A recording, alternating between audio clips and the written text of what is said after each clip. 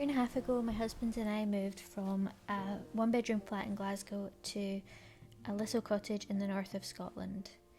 We live very rurally now and we have 2 acres of land, and over the last few weeks we finally started working on the garden. But before that, we emptied our bedroom because it's the last room that we need to do the floor in. We've added reclaimed pine flooring to the rest of our house, and we moved out of our bedroom so we could add it in there too. And so we've been sleeping in the living room, which has been nice and cozy. We have been surrounded by books while we've been sleeping in here, which has been really nice. I've been reading a lot of gardening books. There's a lot of clutter, and our living room had just been finished, and I'm looking forward to having it back in its nice clean state. I tidied away all of our spring decorations because I really wanted to make it so there wasn't too much stuff lying around in the room.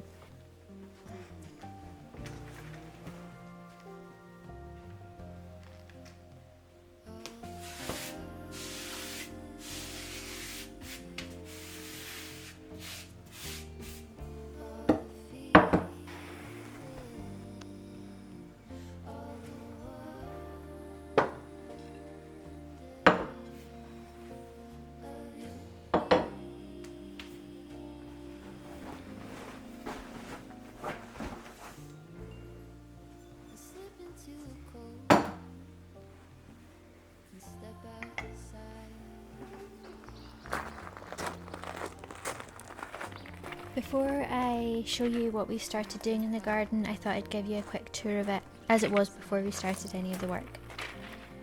It's currently in blossom. A lot of our trees are covered in white flowers at the moment, and it's so beautiful to see. And our apple trees have little pink flowers, which is lovely. This is the front section of our garden. It's quite a large space and it's very flat, and behind it is this section which we call the forest. And from the forest we come out onto this massive bit of lawn which takes up most of our garden. As you can see, we've got the small cottage in the middle and the steading in front of it, and this is our garden. And this is it from the other view, so you can see the steading and the cottage and over to the forest in the background. There's also a big circle of trees right in the middle of the garden. This is the view that we were going to start working on, where we want to put some flower beds. We're lucky to have loads of forget-me-nots in our forest and some honesty and dandelions, which are making it feel so beautiful and flowery and like summer is here already. We're very lucky to be mainly surrounded by fields, which make the views of the garden even better, I think. And these are the last of our daffodils, right up at the back of the forest. Our apple trees aren't quite in bloom yet, but I think they will be very soon. We also have some bluebells about to pop up, and lots of cow parsley.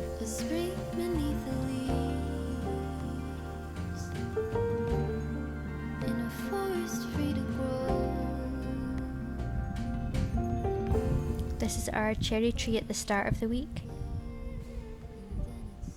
and the lupins, which look as though they're about to bloom alongside the geum, which I planted last year. There's also 2 foxgloves that I planted, which I'm hoping will come up. This is the big flower bed at the back of the steading. And this is a smaller flower bed, which is half weeded by my mother-in-law, which is beside the house, and it's where we keep our rhubarb and these beautiful little primroses.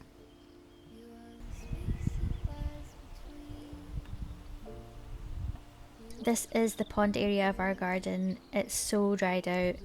We're desperate to dig the pond out, but we're just not ready to commit the time or money to it. But we'll get there. So last week I decided that it was time to start my first flower bed that I was planting, that we were making ourselves. For my birthday this year, I really want to have a rose garden. That was my kind of birthday wish. I've asked everyone for plants, and so I needed to put in the work to make somewhere for them to go, because I really wanted to make a dent in this garden. I don't want it to be all lawn. I want there to be lots of different corners that you can go to and enjoy. A rose garden is a big part of that. So I measured out a big rectangle and spent a while digging it up. It was quite labour intensive. I've never really done a huge amount of gardening before, and for some reason I totally underestimated how much work this would take. But luckily Tino came and helped me right at the end when I was just about to give up.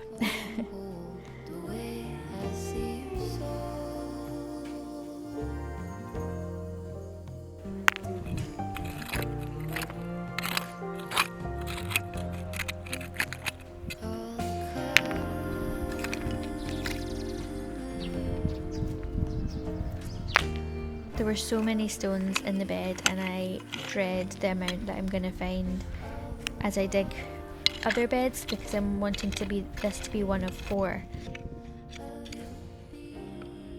You couldn't even get the shovel in an inch without hitting a large stone. So we spent a lot of time digging up stones, which was fine.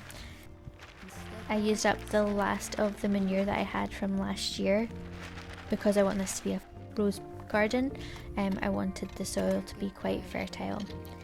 So for my birthday, which is still to come, my mum and dad bought me 2 David Austin rose plants. We got them at the garden centre, and I got them a wee bit early so that I could plant them and they would be hopefully maybe flowering by my birthday.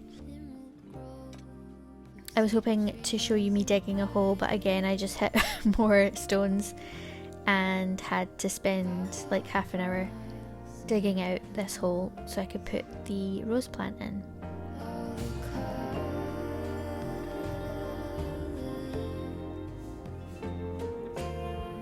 I watched a lot of videos about planting roses, some from David Austin because that's what I was planting, some from Peter Beals I think it is, and some just gardeners' recommendations on how to plant roses, and most of them said to use slow release food and this fungi, I can't remember the name of it but I'll try and link it in the video.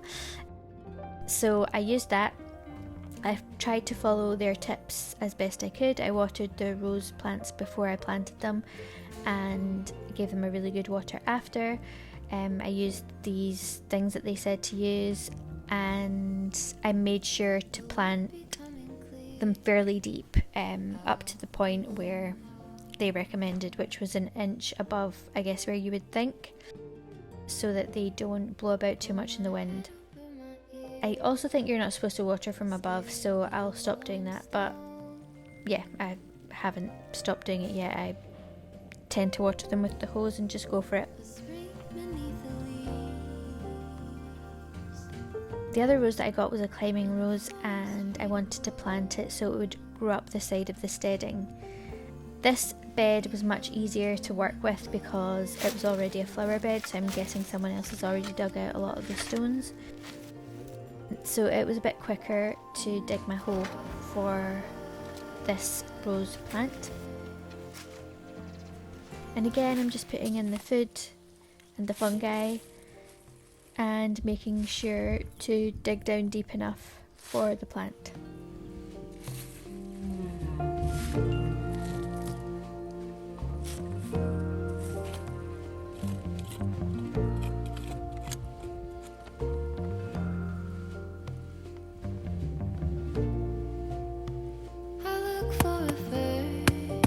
I can't seem to find.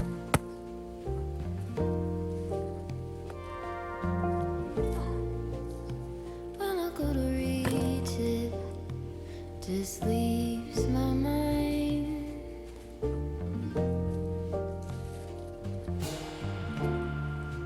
Waking with a note. How could a poem hold? And then the following weekend I added some foxgloves to my rose garden and some salvia. I'd done a wee bit of research about companion planting, and these were recommended a few times by a few different sources, and I plan to put a few more plants in here. As you can see, I've now got 4 rose plants in this little rose garden. These were ones that I'd had from last year and one that my mum had given me this year for a different occasion. And so there's now 4 rose plants and the foxglove and the salvia, and then this little pot of phlox just beside it. And I'm hoping to add to this, but this is how it's looking at the moment, and I'm really happy with it, and I really hope that I get some flowers out of it this year. So after planting my rose garden, it was time to properly start the bedroom.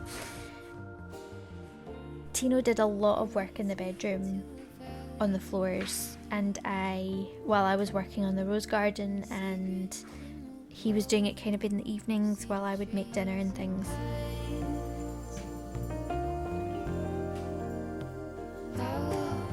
We did it the same way that we did it in the rest of the rooms. We put down a damp-proof membrane and then these battens to attach the floor to. Battens got nailed in using masonry nails, and before we knew it, Tino had laid the whole floor. He just did it over a few nights. I think because it was the last room and the weather was really nice, it just seemed to go quite quickly. So this is how the room was looking before we started working on the floor again. We decided to do the mist coat of paint before we've sanded the floor. Usually we've done it after, but we just wanted to get it out of the way, I think, and we've got quite a strict deadline. It's Tino's birthday this Saturday and my birthday the following Saturday, and we really want to be back in our bedroom for birthday week and to not really have too much urgent DIY to do. So we've been working round the clock recently to try and get this done. So I again filled all the floors like I did last time. This time I did it before we did any sanding, because I had to do a lot of sanding at the end last time to get rid of all the glue, and so wanted to do it early this time so that the glue would come off with the big sander that we'd hired. So I spent an evening watching Dawson's Creek and filling the floor.